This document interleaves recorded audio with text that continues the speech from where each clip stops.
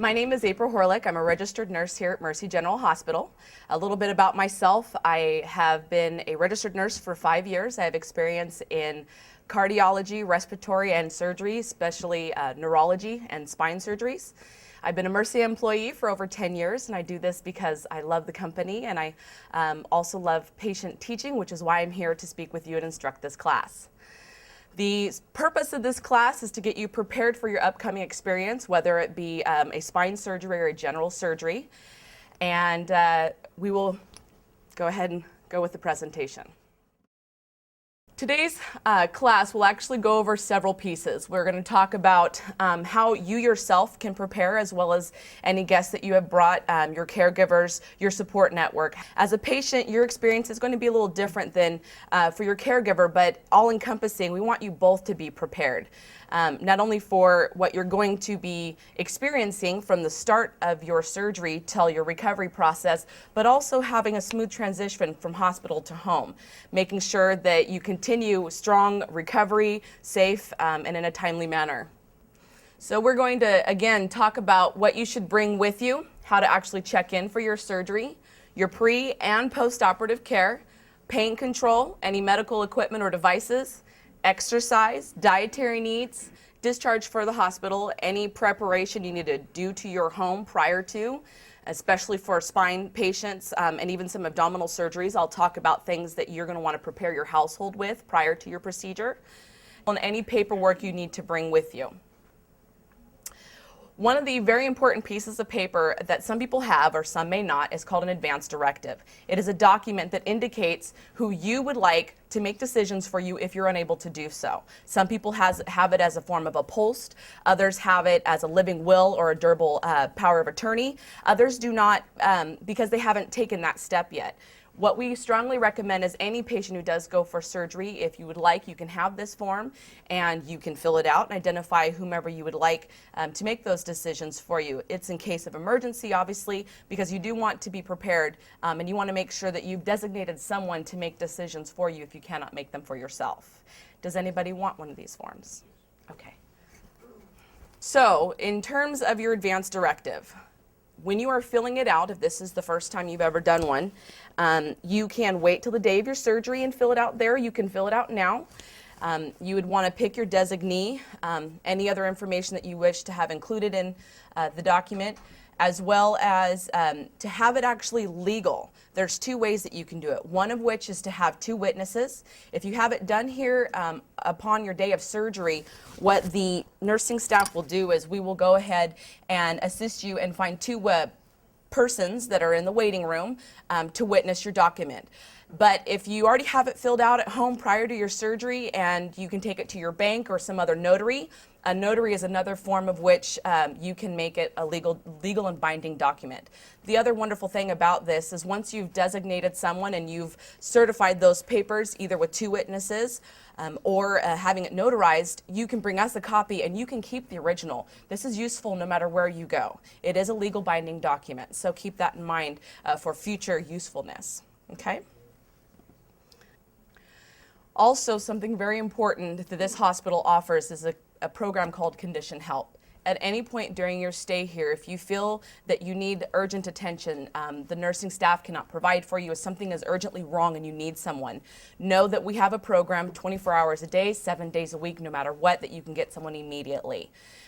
There's an extension, it's 4670, it's on the walls in every single room, and again, it's just that added piece of security that you know no matter what, there's always someone there that you can access for help, especially if it's something urgent. But we strongly encourage you to reach out to your nursing staff because they are the primary personnel who understand your needs and what you're here for, and they would be your best resource. But never think that you have to wait. If it's urgent, please utilize that extension and make that phone call.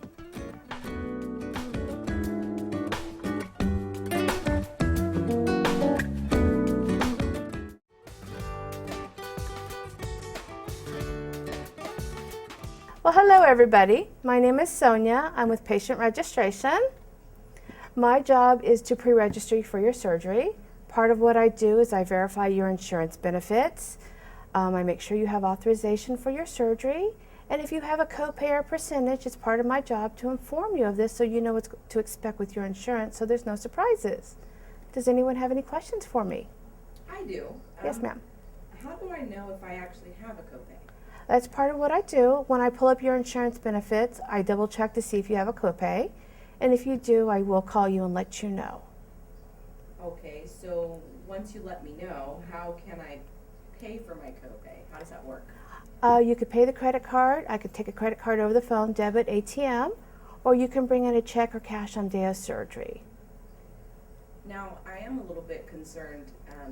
So do I have to get the authorization for my surgery, or who does that? Oh no, that's my job.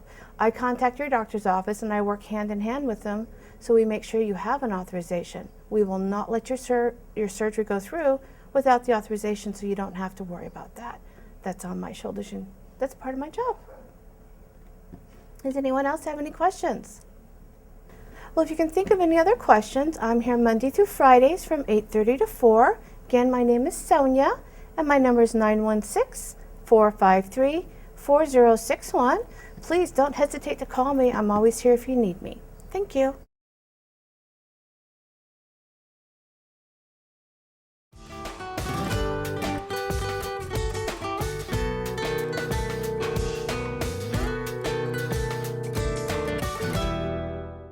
Hi, I'm Naomi. I'm one of the nurses in pre-surgery and recovery, and I'm going to go over what to expect when you come through the pre-surgery and recovery department on your day of surgery. Before you even come to the hospital, you're going to get a call from one of the pre-op nurses, and that could be 1 to 3 days or more before your procedure.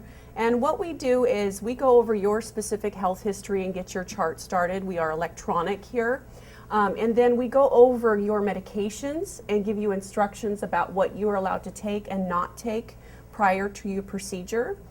We also remind you what time to arrive at the hospital because surgery times change because of cancellations or things like that. And then remind you what to bring to the hospital. Usually we want you to bring your glasses, hearing aids, dentures are fine, and any equipment the surgeon has requested that you bring with you. If you think of any questions after this class and you want to have those ready for when we have our conversation on the phone, please just make note of any issues and we will go over that during our phone call. Before you come to the hospital, like I said, we're going to tell you what time to get here. Usually it's 2 to 2.5 hours before the procedure, and you can have someone drop you off in the front of the hospital at 40th and J. There is a drop-off zone there. And there's a little lobby inside the front entrance, and you would be greeted by a volunteer at the desk usually. This is a picture of the parking garage entrance, and it's located at H Street between 39th and 41st. There is a fee for parking. It's $1.50 a day, $1.50 per hour, and a maximum per day of $8. So just be prepared. When you come to the hospital, depending on what time you arrive, we'll have you report to different locations. If you're told to be here before 8 a.m., you're going to go directly to our pre-op area. You'll be taking the north elevator up to 3rd floor surgery. You'll turn left off the elevator and you'll see a little black phone with our phone number posted next to it. You just have to call and let the staff know that you've arrived. We don't have volunteers to greet you upstairs at that time of day. That's why we have you do that. And if you're told to arrive at 8 o'clock or later, you'll report to patient registration. And then after they have you sign in for the day, they'll send you to the same place, to the pre-op area on the north elevators. When you come into the pre-op, we do your height and weight. We take your copies of your insurance card and photo ID if that hasn't already been done. We bring you over to a bed space where you're going to change into a gown. Before you change into your gown, you're going to use the Sage wipes. It feels like a baby wipe, but it's very sturdy, and it's an antibacterial solution, and it stays on your skin. It's one of the ways that we help prevent bacteria from migrating from the environment into our operating rooms. And when it comes to the hospital gowns, you have 2 types to choose from. We have the regular hospital gown and warm blankets to keep you warm, and we also have something called a bear paws gown, and it's a paper type gown, but it's very sturdy. It's biodegradable. It has an air bladder inserted in it, and we hook it up to an airflow device. You get to control the temperature of the airflow so that it's comfortable for you. It is a way for us to keep your temperature stable throughout the procedure and recovery, and it aids in healing. We get your vital signs, we start your IV, and we go over your chart for your medical history. We give you some teaching about what to expect, especially in the recovery portion. And we have you sign your consent for your procedure. If you have any questions about what's on your consent, you need to wait and talk to the surgeon because they will be seeing you, and then clarify any questions that you have before you sign the consent. Some of the things we do to keep you safer for surgery, you may have antibiotics given, and those are timed according to what time your surgery should start. Any hair removal we do is done with clippers. We don't shave. And the best thing for prevention of the spread of infection is hand washing by everyone. And that includes the healthcare team taking care of you, and especially your visitors after you are in your hospital room recuperating. We have hand sanitizers on the walls. As people come in and out of the room, they should use the hand sanitizer, if not the sink with soap and water.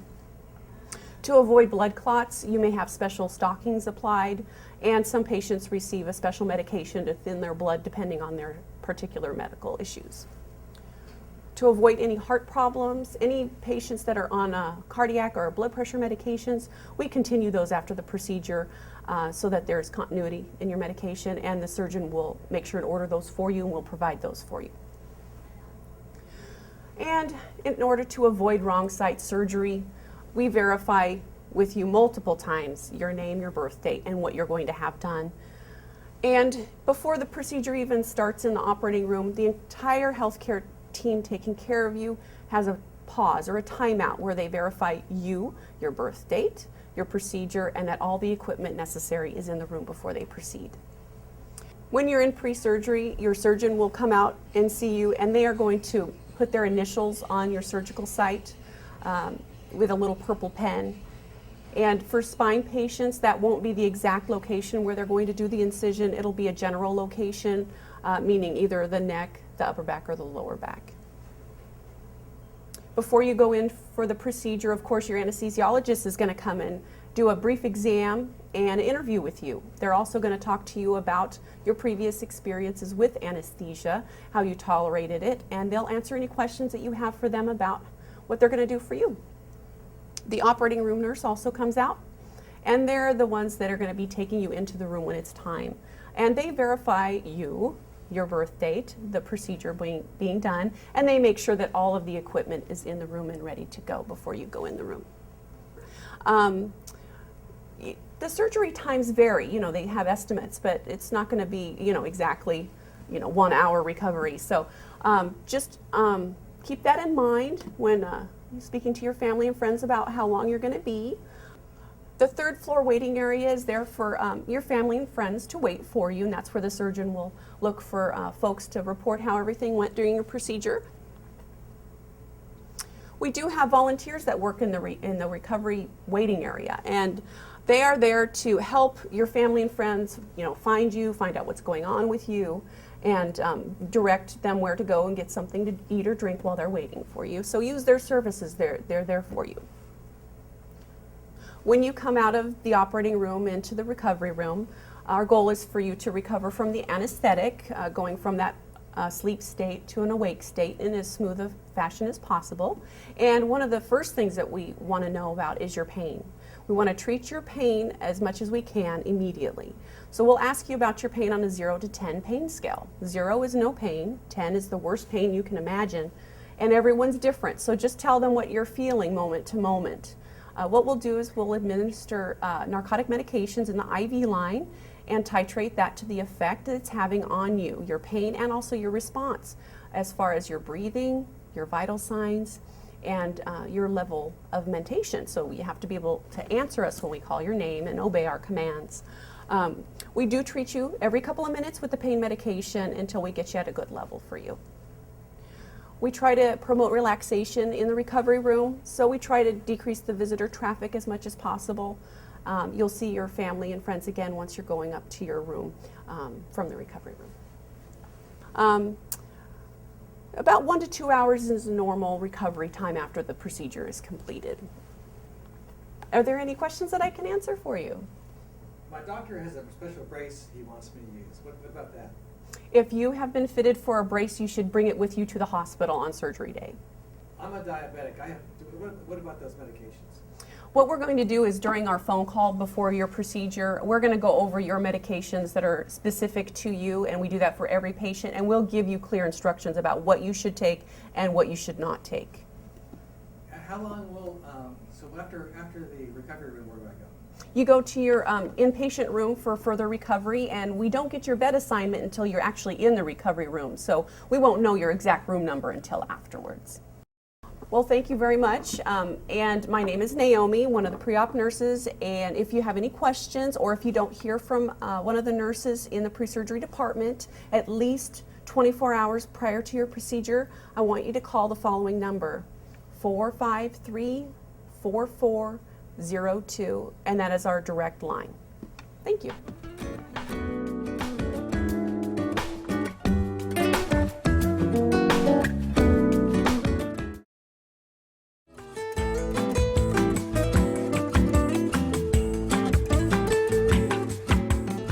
Moving forward, once you've finished with your recovery, you're awake, you're able to follow commands, your pain is relatively under control, we're going to assign you a bed and actually transition you from the recovery area to the floor where you'll be staying. This is a photo of our ortho-surgical department, some of our staff members. These are some of the bright and shining faces that you'll see if you're coming for a general surgery. And this group of people are the staff members for our neurology department, our neurocare unit. This is some of the bright and shining faces that you'll see if you're here for a spine surgery. Either one of those personnel are wonderful, cheery, and we are here at your service to not only educate you, but to be your eyes and ears and your assistants throughout the post-operative period. This is a photo of our neurology unit.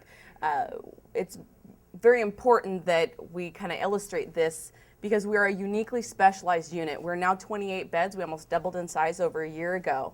We're a nationally recognized stroke center for excellence, as well as Joint Commission Spine Disease Specific certified.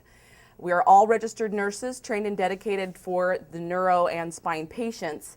And I really like to illustrate this piece because the distinction of being Joint Commission certified is huge. There's only 4 of them, I think, in the United States that actually have this accreditation.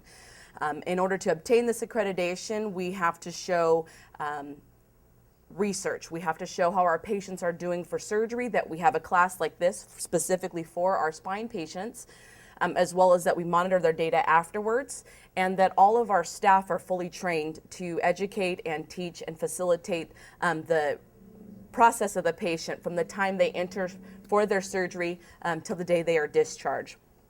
And it's a very difficult accreditation, but since we have obtained it, we get patients all over California for this reason. So, also specific to our spine patients, if you've been fitted for a brace or a cervical collar, please bring it the day of your surgery.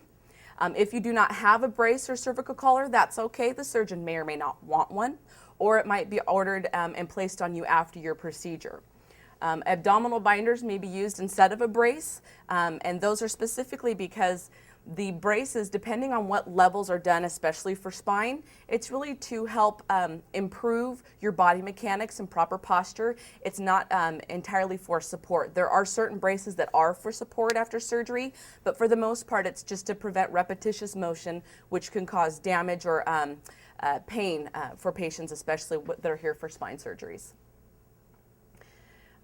Let's see here. There are 3 types of cervical collars. If you have one, there's the Aspen, foam, or Philadelphia. They're just different types and different textures, if you will. The foam one is the softest, and again, it's really to prevent repetitious motion. The Aspen and the Philadelphia are a little bit harder. They are even more restricted, and this may or may not be ordered for you prior to your procedure. Either way, we'll go over with you all your equipment, what it's there for, how to use it, and how long you should be wearing it. Sometimes that does vary from surgeon to surgeon, but the purpose definitely and how to use it is the same for all patients.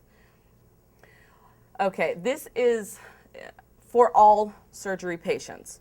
When you are getting up from a laying position, please take a pause. I kind of like to use my great-grandmother's words and say, gather your scruples, because when you go from a lying position to a sitting position, you can have a sudden drop in your blood pressure, can make you very dizzy. And what we want to prevent for all of our patients here is we don't want a person to fall. So please keep that in mind and stop when you change position from lying to sitting. And from sitting to standing, making sure that you do so safely in a slow progression and that you are sturdy and stable before progressing to each level. Your activity for your surgery is ordered by your doctor, so we will go over that with you. Some of you, after your surgery, will be able to get up and walk, and your surgeon actually might order immediately after surgery that you're up and walking. For other procedures, it might be more appropriate or necessary that you actually remain on bed rest or have limited activity, but either of which we will go over that with you. It's important, however, before you actually attempt any activity that you go over it with your nurse if it hasn't already been done so to make sure that you remain safe throughout your time with us. Also, don't start eating food until your doctor tells you to eat, or more importantly, until your nurse tells you to eat. For a wide variety of reasons, doctors will choose a different type of diet after surgery. Sometimes they'll progress you from ice chips to clear liquids to full liquids and then a soft or regular diet. Other times the physician will order that you can have a regular diet right after surgery. But as the nurse's job is to be your protector, your mentor, and help you throughout this process, it's very important that we check your stomach, making sure that you're gurgling, that it is recovered from surgery. Your stomach and your gut tends to be the most stubborn after surgery, and you may be awake and moving, but your stomach may not. And if you put any fluid or food in there and it is not awake and gurgling, it sits, it creates gas, and can make you very nauseous. And after surgery, no matter what kind of surgery you've had, to get sick after surgery is a very unpleasant experience. So, keeping that in mind, progress slow. Even if your stomach is you're just really hungry, let us make sure that your body's ready for it. Your mind might be, but your body may not. So we want to make sure to judge that and to make sure that it's assessed and you're good to go before progressing on to eating anything. Always keep your incisions clean and dry. This is true for you when you leave and your discharge home. You want to make sure to keep it at least clean and dry for 1 week. And specific precautions to spine patients, no more BLTs, no more bending, lifting, or twisting. This also actually is pretty accurate for those of you who might be having a type of abdominal surgery also. One, if you go to do it, your body will definitely tell you you don't really want to do it. But the other pieces, even if you can, it can cause injury. So please just keep that in mind. And our physical therapists will go over with you proper body mechanics and the things you should and should not do post-surgically. Pain control is huge. I cannot stress this enough. So it is important that you ask for your pain medication as soon as it starts and let your nurse know what pain medication regimen you were on before surgery. So the key to pain control is this. On a scale from 0 to 10, you will be asked, where is your pain? 0 being no pain, 10 being the worst pain you've ever experienced. Everybody experiences pain a little bit different, so one person's scale is going to be very different from another's. But we want you to keep in mind that as much as ideally we would like to get your pain to 0, it is almost impossible. But what we can do is get your pain to a level in which you can function. That's what we want to know. We want to know on that same scale, where is your pain to where you can get up and move? It's there, but it doesn't inhibit your activity. And that's the goal we want to reach. We have to be very careful when we administer pain medication because we want to control your pain, we want to keep you safe, we want to get you to function, but we don't want to over-sedate you. So we play that fine balance, which is why it's even more critical that the sooner you get beyond that level of pain where you normally can tolerate and function, and as it starts to climb, we want to catch it before it gets excruciating. We want to catch it on the climbing phase because then we can drop it right back down to a place where you can get up and move. So please keep that in mind. It's important for us as practitioners that we remain safe, and also different forms of pain medication may be given. After surgery, we might be just giving you IV medication. It might be a combination of things. But either which, it's really important that we know what your pain goal is, where you're at, and how we can get there. And if we can't meet that, then we're going to be having a conversation with your surgeon so that we can find a regimen that works for you, because we ultimately want you to get up and move and recover smoothly. And if you're in bed and you're in a lot of pain and you're not moving, it's not going to be good for you, for your body, or for your healing process. So we want to help with that. But we need the feedback from you so that we can transition you and progress you appropriately. This is one of the little pieces that kind of helps pain medication along the way. Your favorite pillow is welcome, and we encourage it. One thing I like to tell the patients is, you wake up, you're out of surgery, everything smells, you're kind of sometimes a little disoriented. It's a totally different environment. The bed doesn't feel the same, the sheets don't feel the same, you don't hear your animals or your kids. Everything is very, very different.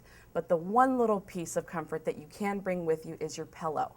The scents, the smells, it's very comforting, reassuring, and it's that one little piece of home that you can take with you in the hospital. So if you have a favorite pillow, I would encourage you to bring it. Just one little piece of comfort from home that you can have here.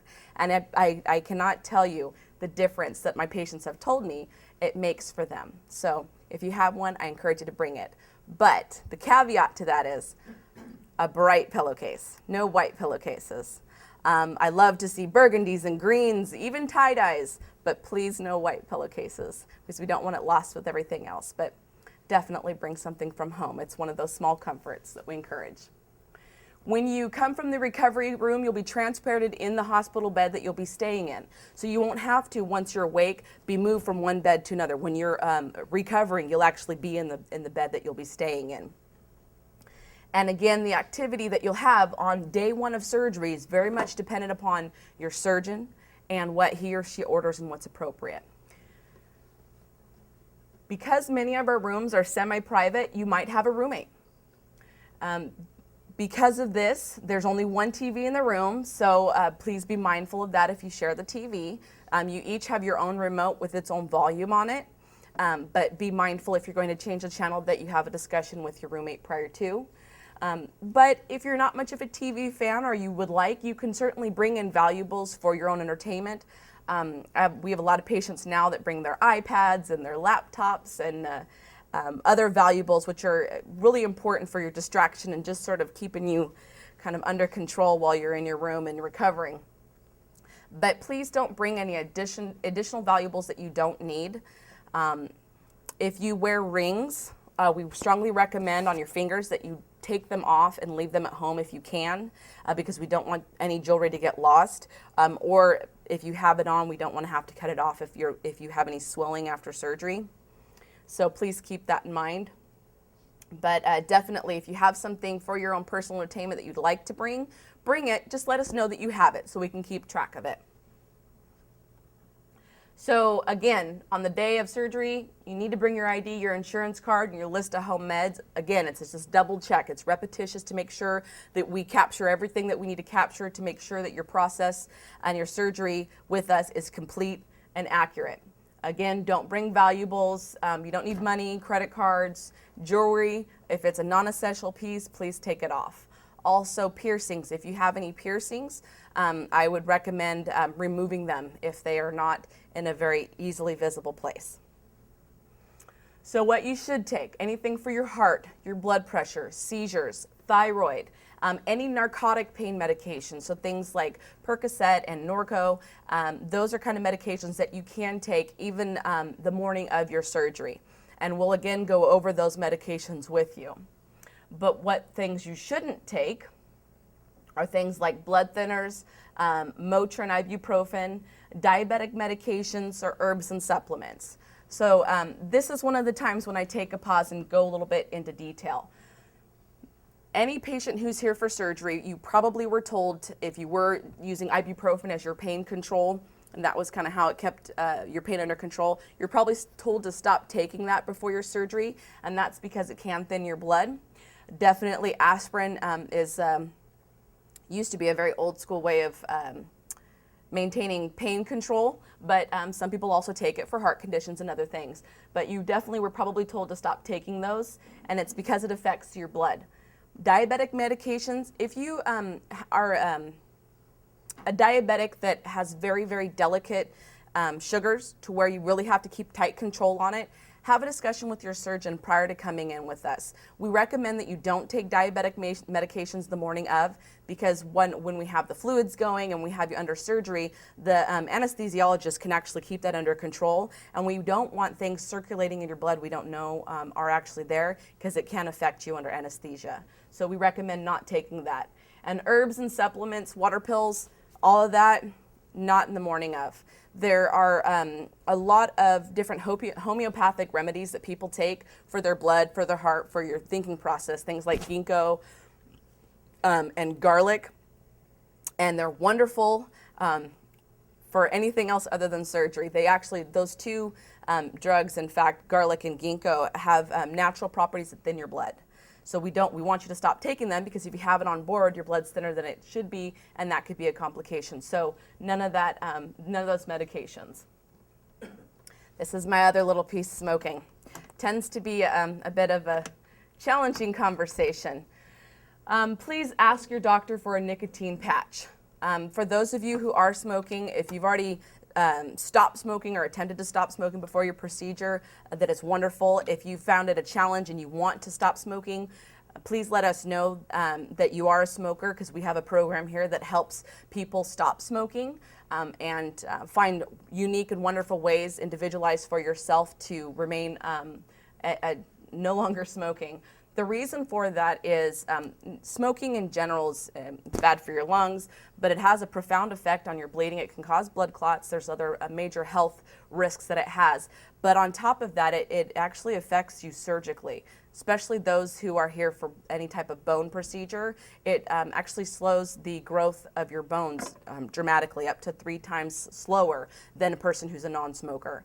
So if you can stop smoking, do so. While you're here in the hospital, we don't allow you to smoke. This is a smoke-free campus. So it kind of would force you either way to take this opportunity for your health to stop smoking. And we have other things that we can do to help you with that if you need it. So the incentive spirometer. This is incentive spirometer. It's the #1 post-operative complication prevention that you can do. We recommend using this 10 times an hour while you're awake. So if you watch TV, the best way to use this is 3 to 4 times when the commercials come on.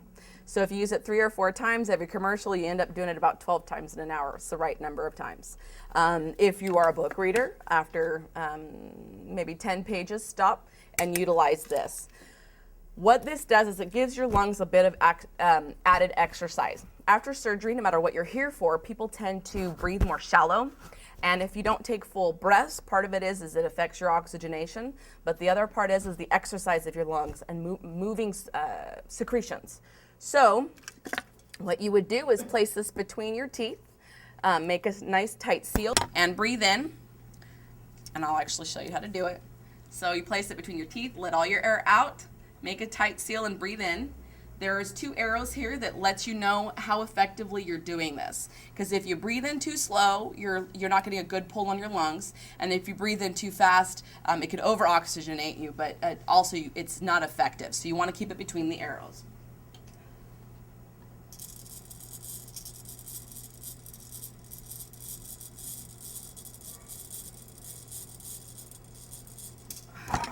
Okay, so I got it up to 3,200. There is a nice little chart that comes with this that tells you, for your gender and your age, how high you should get this.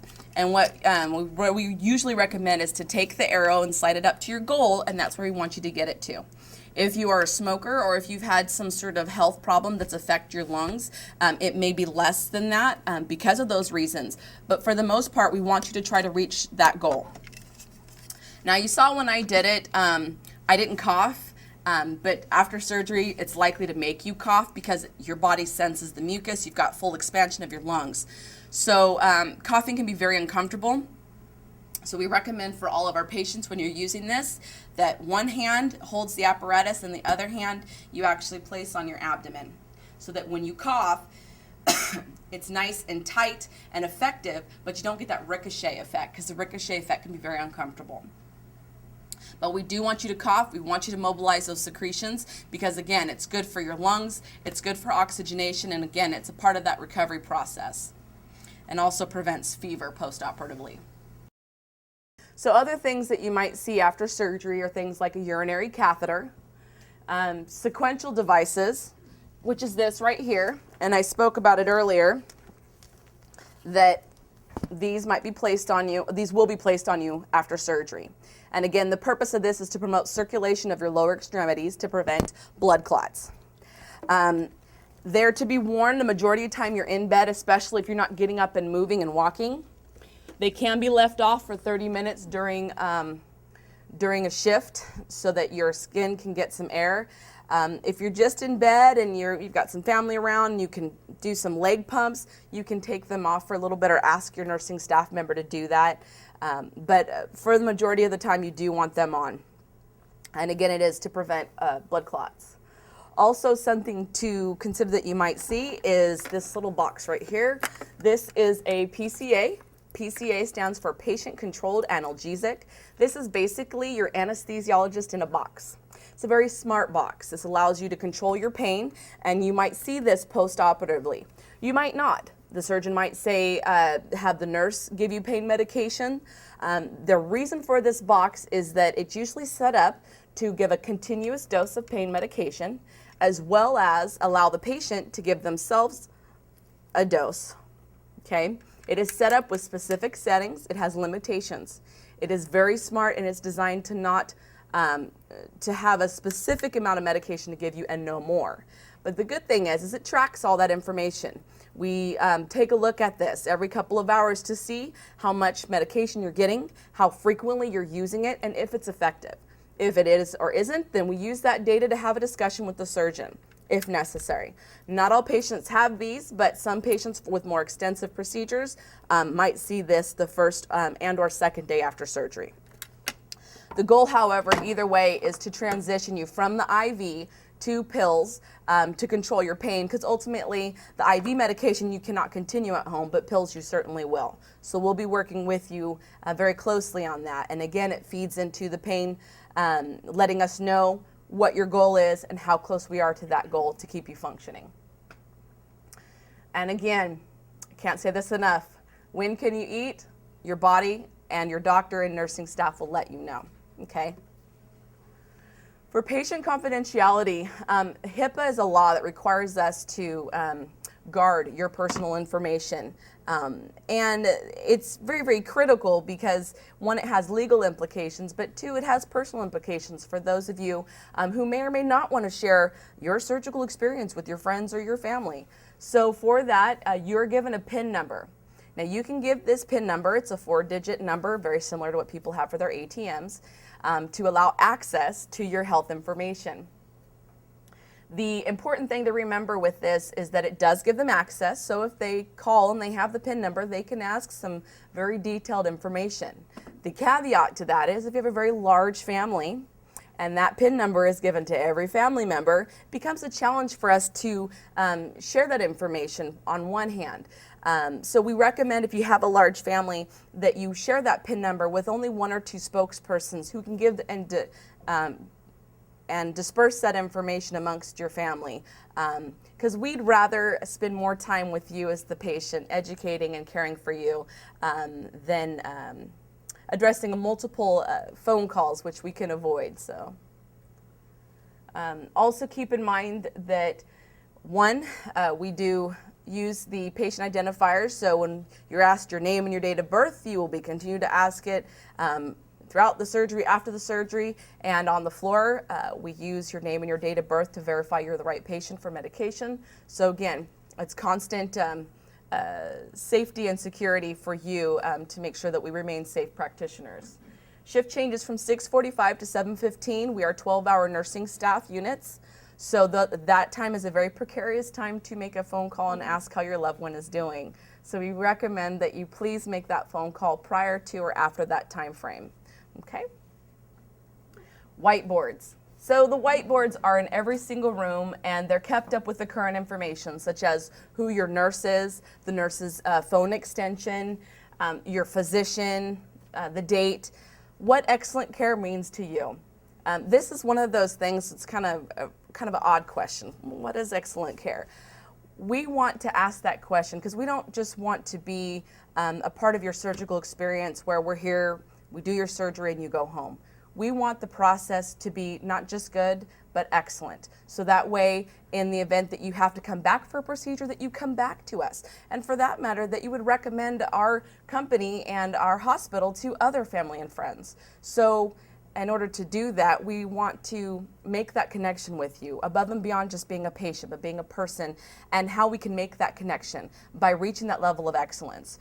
For you, is it, this is your first hospital stay, you're very, very nervous, you really don't quite know how to deal with these emotions, and you'd like to see somebody more frequently. Or you like your privacy, you'd like your doors shut. Sometimes it's the little things that make a very, very big impact on your stay. And we want to provide those little things or the big things to make sure that you feel cared for, that you progress well, and that you truly feel you had an excellent stay and would come back if you wanted to or needed to. Also, we keep on this whiteboard what your pain goal is. And again, we've talked about this before, about where is your functioning goal and how to get there. It's also a nice piece where right next to that we'll keep track of the pain medication when we've last given it. Again, it's just all for communication to keep you on board as a patient, us as nursing staff on board. And it's also a nice little place because not only do we talk about your plans for discharge, what things we need you to progress to, like working with physical therapy, getting up out of bed, removing a Foley catheter if necessary, transitioning to oral medications, but there's a little piece at the bottom for you to ask questions, family members to ask questions. Let's say someone comes by and you're sleeping. You can put a little note, a little smiley face. Hey, get better. You know, I came by, you were sleeping. I'll call you later. It's a communication piece for all of us, everybody to stay on board, making it unified and constantly updated every shift and with every interaction that we have with you. All disciplines can utilize that, even physical therapy. Any questions so far?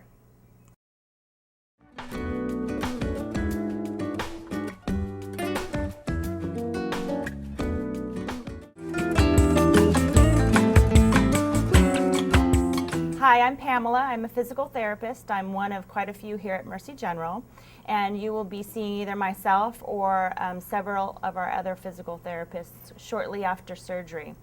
Depending on the surgery that you have, you may be seen that day or definitely the following day, okay? All right, so generally your physician will probably go ahead and prescribe physical therapy for you to be seen in the hospital. Okay, like I said, it begins either the day after or sometimes on some spinal surgeries, you'll be seen that day, okay? You'll be seen either once or twice a day. If you've had a spine surgery, you will definitely be seen twice a day.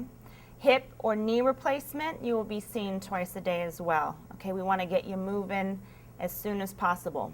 All right? We're going to be working on general functional types of things, such as getting out of bed, transfers, walking, stairs, if stairs are an issue or something that you need to do in your home. Okay? And of course, the goal of physical therapy is so that you can reach your highest level of function and ultimately to get you home alone, if that's definitely where we're going to aim for, okay?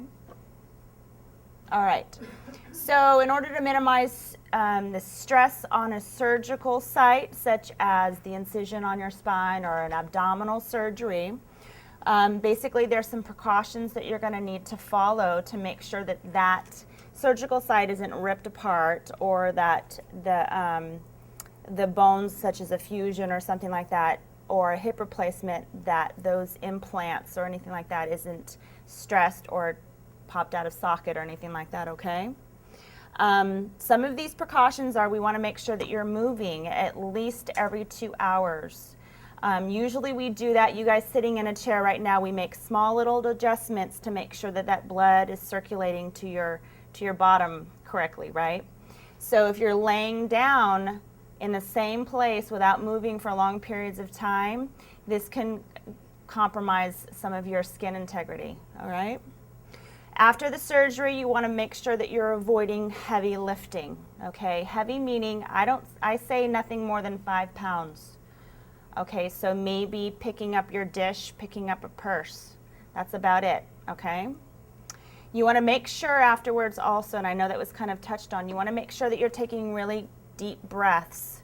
When you undergo surgery, and when you have pain, you're going to be doing some shallow breathing. We want to make sure that those lungs are expanded so that we can open up those lungs so that little critters don't start growing, okay? Make sure your lungs are healthy. Also, after surgery, you've been laying down a while, and also medications kind of can mess with your blood pressure a little bit. So when you go from laying down to sitting, we want to take it slow. You don't want to go, okay, I'm ready to go, and pop out of bed, because you might have that lightheaded dizziness feeling that sometimes people get right after surgery, okay? So we want to do those transitions slowly, laying to sitting. Let's wait a minute or two. And then from sitting to standing, let's kind of take it easy, okay? Okay, so the best precautions to follow are what we call the BLT, okay? No bending, no lifting, and no twisting, okay? I'll show you some pictures here in a little bit, but these are good guidelines to follow not only post-surgically, but for the rest of your life. There are ways to perform activities without doing these three. And when you combine two of those, you could really hurt yourself, even for a normal, healthy, active adult. Okay? Go ahead. Okay. Your doctor or physical therapist may recommend or prescribe certain types of equipment that you may need, such as a front wheel walker or like a cervical collar or an abdominal binder. These types of things may be a bedside commode or something that raises the height of your toilet so that you're not having to bend so far down to use the bathroom. Okay? Your physical therapist, also your occupational therapist, if one is recommended, they will show you other types of equipment such as a grabber, a reacher, or a sock aid, okay, to make sure that you follow certain other precautions depending on the surgery that you have. You don't have to memorize these things. When a physical therapist or occupational therapist comes to see you, they'll recommend this equipment and they'll show you how to use it. So we'll go over all of that after your surgery as well. There's a good example of an abdominal binder that's great for spinal patients. It kind of helps give you a little bit additional support, kind of makes you feel a little bit more comfortable, and then it also gives you cues to not twist or bend. And then of course your cervical collar. This is kind of help to mobilize so that you're not twisting or turning or looking down, okay? So here we have Steve. He's showing you the way to not bend and the way to bend. The one on the left, he's bending at the waist. This is not good, okay, especially when you come up from that position. The correct way is to bend down, kind of like in a squat, all right?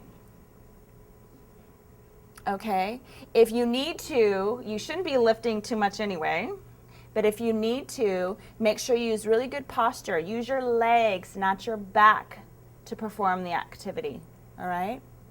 This states right here not to lift more than 10 pounds.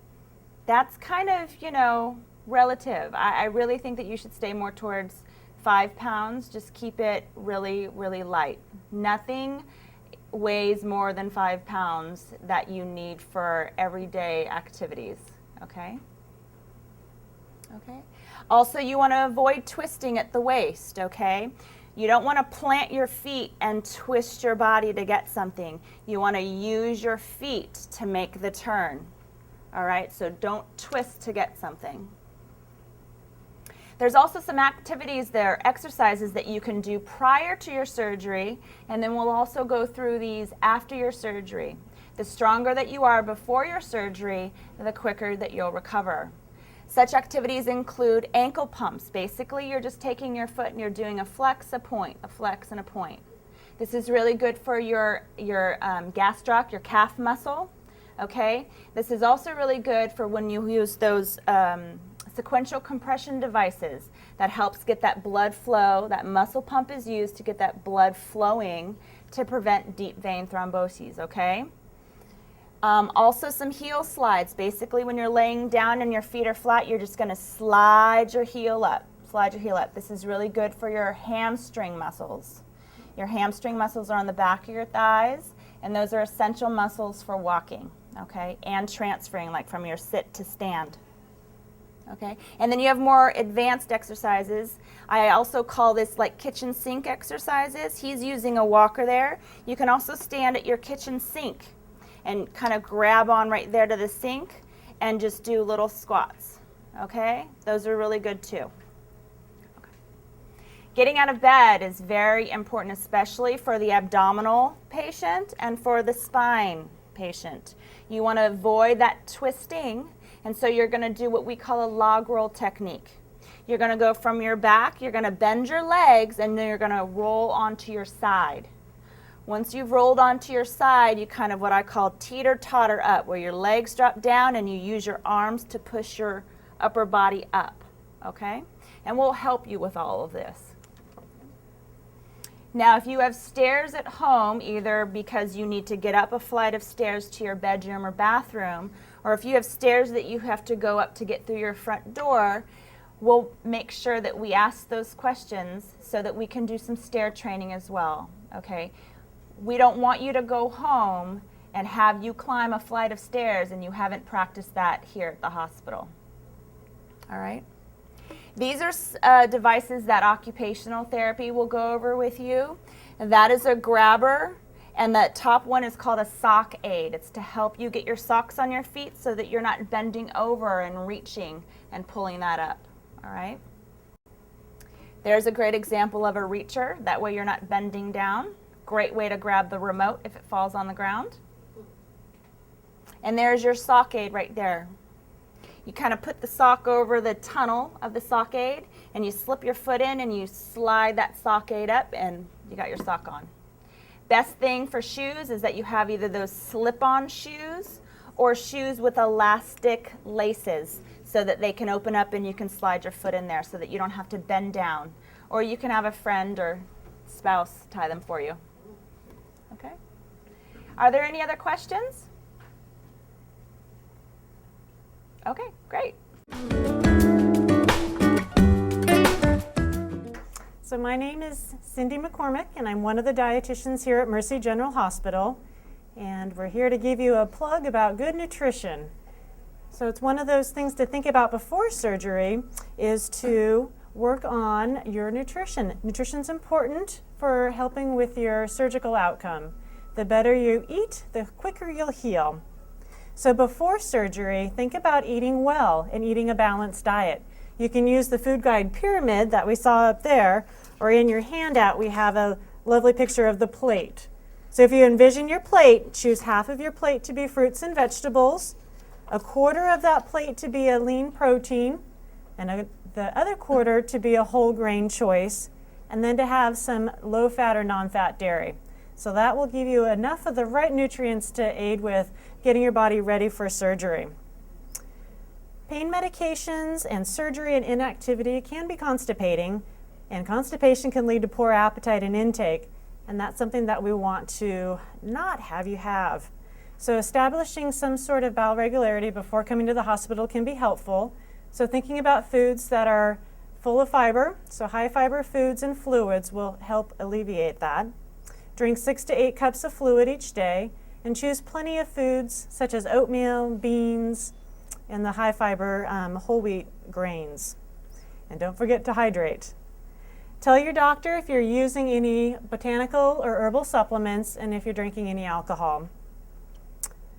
So plan ahead before going home. We'll plan ahead before surgery when you go home. Think about stocking your freezer and refrigerator full of quick and easy to prepare meals. Canned fruit and frozen vegetables are just as nutritious. Some of the Healthy Choice products or the Trader Joe or even the Safeway Eating Well will be items that will be quick and easy to zap. But even better, if you have help from friends and family, say yes and use your support crew to help with fixing meals at home. During your stay here at the hospital, we want to make sure that we're accommodating your needs. If you have any food allergies or special needs, please let us know. And there's a couple ways of doing that. You can let the nurse know and they can contact us, or you can also call us direct. The diet assistants are available at 3630 as the extension number, and you can let them know. In terms of food preferences. Something as simple as, I don't like coffee, but I'd rather have tea. And those are just ways that we can make your stay a little more enjoyable. Once your diet is advanced and you're on a regular diet, you'll get a menu and probably a call from the diet assistants and checking in on your food preferences to make sure that you're doing okay. We are able to make some alternatives off the menu, and here's a suggestion of a few of those alternatives. Remember to keep any of your personal belongings off that tray. We don't want any cell phones or glasses or dentures. They might get tucked behind and sent down to the dish room, so we want to avoid that at all costs. And remember, while you're here, please call us. The diet assistants can check in on your menu, and the dietitians are available if you have any special requests or education needs, and we can go over that with you. And I think that's my little blurb. Are there any questions? Yes? Do you do like gluten-free type stuff in a... Yes, so that is something that we need to know about, and we can work with that. So we have a limited gluten-free menu that we can work with. Anything else? All right. Speedy recovery to you all. Hello, good morning. I'm Layla, case manager. Your case manager is the member of the healthcare team who will assist you with planning for your recovery and who coordinates obtaining additional resources if you have any needs at the time of discharge. We'd like for you to plan ahead like you're doing now. You're attending this class. It's very important. There's a pre-surgery guide that we'd like you to read, and then there's a brochure on the back of it that you should read and complete. Other things that we like is for you to evaluate your family and friends for community resources that you have available to help you during your recovery.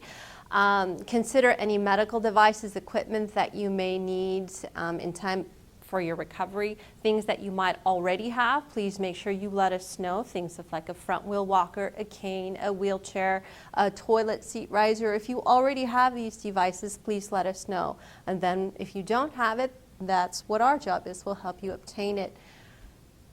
Plan now for the next several weeks following your discharge. Things that we need to have you get ready, such as create a list of important phone numbers. This is a must-have. Again, as Katie recommended, don't bring your cell phone with you for the event that it would get lost, but have a contact list ready for you here in the hospital and for you at home. Line up your support team in advance. So you're home alone after your surgery. Who are you going to contact? Who is the easiest? Who's home? Who can step in and get you what you need if you're not able to get it yourself? Plan for your meals in advance. For example, easy meals for you, sandwiches pre-made, meals weeks in advance, things in the freezer that you'll be able to use your walker to go to obtain, to pop into the microwave, and or sandwiches that you'll have ready that you'll be able to obtain until someone comes home, if you're home alone, for example. Identify any potential areas for concern that you may have ahead of time. Discuss this with your doctor. During your hospital stay, us as case managers will monitor your recovery. We'll communicate with you, your nursing staff, your therapists, the whole way we're planning for your discharge and for things that might come up while you're here and for home. We'll assist you and your caregivers for planning for any unanticipated needs that may arise. We'll help you through the whole process. Either behind the scenes or in person, we'll be determining with you, with your doctor, with your therapist for your needs following your hospital stay. We'll determine what resources of health care you might have available to you, like we mentioned earlier, or coordinate with your insurance case manager, like if you need a prior authorization.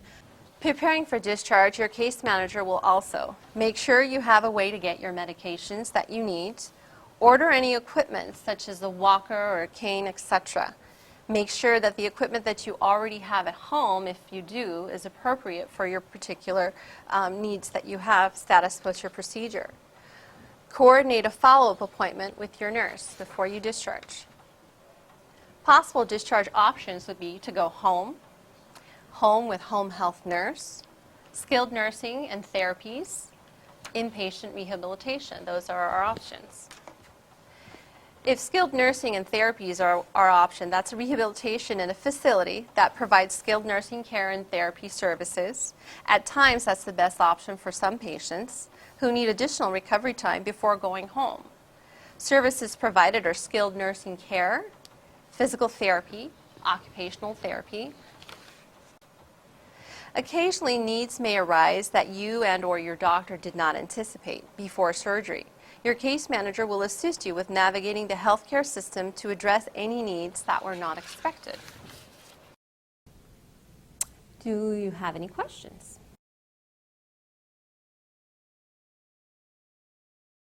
Prior to discharge, while you're having your therapies, please tell your physical therapist, I have this amount of stairs, I have to get up this many flights of stairs to get to my room, and I have to go down to do whatever it is I need to do.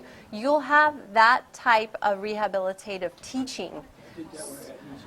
They'll teach you how to use an assistive device going up if it's safe. They'll teach you how to go down properly, the stairs properly. So yes, please make sure you do tell the skilled nursing, actually, please make sure you tell the physical therapist in-house what are your barriers for doing things safely, and they'll work that with you. Okay? Any other questions? Good luck to all of you, and we'll be here for you. Thank you. If you have any questions, this is Mercy General Hospital's Orthopedic Spine Program, and my number is 733-6483. Thank you.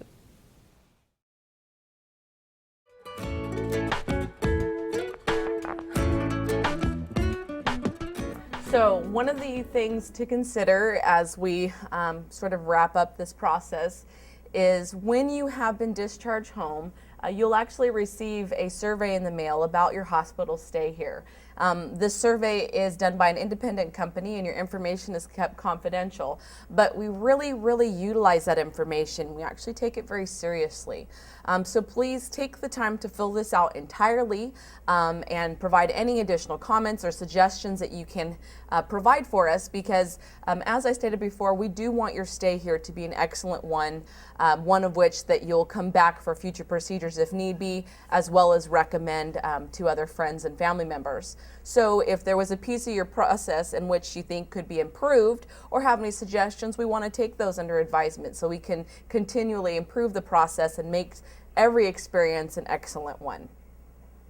And this is actually the close of the presentation. I certainly appreciate you all coming and attending the class. I cannot tell you how great it is for me as a staff member to be able to see you and have an initial introduction to yourselves and to have a piece and touch a piece of your process for your surgical experience. I also want to just be grateful of the fact that you are now fully prepared, at least, to start your journey here at Mercy General and your surgical experience. So for myself and all the disciplines that have visited with you, we certainly thank you once again, and I hope you have a wonderful day and the rest of your procedure is smooth and confident and your recovery process is excellent. Thank you so much.